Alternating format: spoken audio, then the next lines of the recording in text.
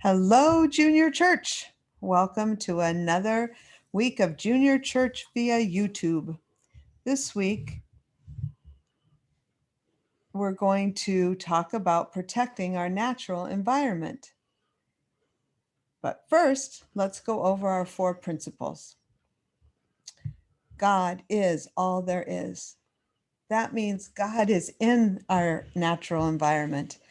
All the beauty that you see in the world, all the trees, all the lakes, all the rivers, that's all God. And it's so wonderful that we can appreciate all that God is in our natural environment. The next one is all thought is creative and influential.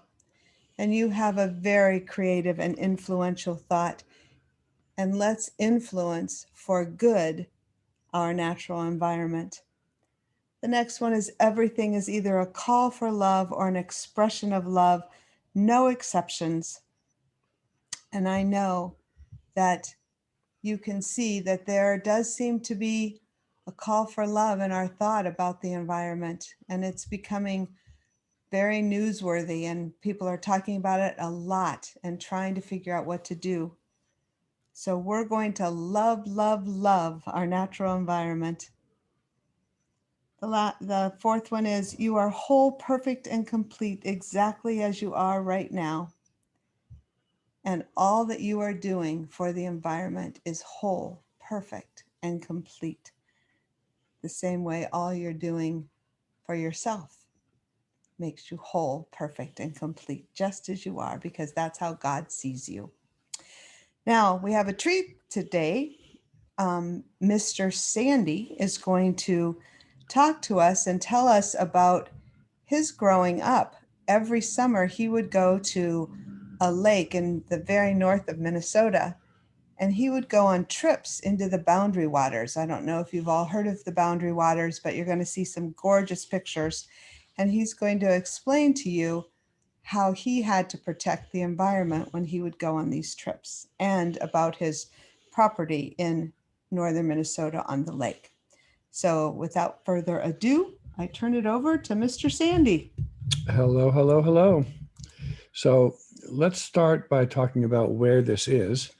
If you look on a map of the United States, you'll see that Lake Superior is one of the Great Lakes. And this is an area north of that, north of Duluth, Minnesota, right near Ely, Minnesota. And it's part of the Canadian Quetico Provincial Park and also the Minnesota Superior National Forest.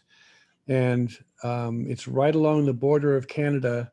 And my great grandfather was a lumberman and also was a miner, actually did explorations and started mining up there. And that's a very controversial thing that's still being discussed up there as to whether or not it's good for the environment for us to be mining iron ore and copper and other minerals. This is the family island that my great grandfather purchased and that we still own and still go to in the summertime. And it's a wonderful place to go. The water, it's a very deep lake, 150 feet deep in some spots. And it is so clear that we still drink right out of it. And the reason that we do that is because it's been cared for over the centuries, and people have not polluted it like many lakes in our country and in the world have been polluted. It's spring fed, and so it's constantly producing more clean, clear, really good tasting water. This is a log cabin on our island that my great grandfather and the Native Americans, Ojibwe Indians, built back in the late 1800s. And we have multiple boats that we go out and we can explore, and we again try to take care of the surrounding area. But when I was a fairly young child and also as an adult, one lake over from us, there is what's called the Boundary Waters. And the boat you're seeing right now, the bow of the boat you're seeing right now, has an engine on the back of it. and which enables us to go fast across the water. But once you go past our lake, one lake over on a portage, which is a place, a trail that you use canoes on, you can't use any motors over there. You can only take canoes, and you have to have permits, and you can carry stuff in. And I'm going to show you in a couple of minutes here a picture of a canoe loaded down that would be carried into the Boundary Waters area. You can see beautiful area, lots of really neat birds. This is a loon, and these are a family of loons, have a wonderful sound that echoes across the top of lakes. And also we have, if you look up in the tree, there's a bald eagle there. And this is a nest that it comes back to every year and has 1 or 2 babies. And you can see it's just a beautiful place. But if it's not taken care of, and if people don't do the right things, they can pollute it and make it some place that nobody really wants to go to. It has different seasons. Here you can see the red starting to change in the fall. And even more important than that is in the wintertime, people still go up there and enjoy snowmobiling, and they also go cross-country skiing, because this is the lake that we just showed you before. And that car is a rental car. That's Miss Mindy standing there. That car is basically over about 30 feet of depth of water. But it's on top of about 3 to 4 feet of ice that freezes over the lake. So you literally can drive a truck on the lake in the middle of the winter. And of course, it's well known for its beautiful sunsets and beautiful sunrises. And this is a river. And one of the ways that you get from lake to lake is you take a canoe and you paddle down rivers and across portages and across lakes, and you just get to enjoy the beauty of the area. You fish. We've seen bear, we've seen wolves, we've seen moose swimming across the lakes and walking on the lands up there. Sometimes we go out for a day journey just to see the area, and sometimes we've gone out for like a week or 2 weeks, in which case you have to carry everything with you. And more importantly, you have to bring everything back out that you take in. The idea of going into the wilderness area is you never leave a footprint. You leave the place as good or better than you found it.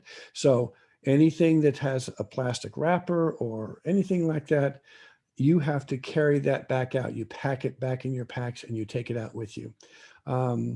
So anyway, that shows you the kinds of canoes and the packs that would be put in them that people would use to go up into the area. And why do they go there? They go there because it's one of the few places left in our country which is really still pristine and untouched, or relatively untouched by human beings. So I just wanted to show this piece because it really talks about how the world, all of the world, every place, not just northern Minnesota, it's really in our hands. We have to take care of it. And this picture represents our parents who are taking care of it now, but who will be passing that responsibility on to their children, and that's you guys. So important that we all do whatever we can to take care of the world that we live in, this beautiful God-made world that we live in. And Miss Mindy, I'll turn it back over to you now. Thank you so much. That was just such beautiful, beautiful picturing of what we have to be grateful for in our country. And that's just one place of many, many, many beautiful parts of our country. We have the Grand Canyon, we have Yosemite, we have Yellowstone, we have so many beautiful parks, we have oceansides, and but it's just so fun to see one area and learn about how there are people that are taking very good care of that area. So this picture represents all of us, all of our families, and what can we do? I'd love for you to think of an activity this week that will illustrate you taking care of our natural environment. And please, please, please either email the church and Reverend Georgia will email it on to me, or email it to me at csajuniorchurchmindy@gmail.com. I would love to hear something about ways that you are taking care of our beautiful, beautiful Mother Earth. So until next week will be the week February 27th through March 5th, and we'll be choosing games and toys and entertainment that have no violence. So I'm going to try to come up with a really fun game to show you next week. But until then, stay safe, wear masks, wash your And hands, keep safe space, and be kind to others and to our earth. absolutely. Have a great week. Take care. We love you. Bye-bye.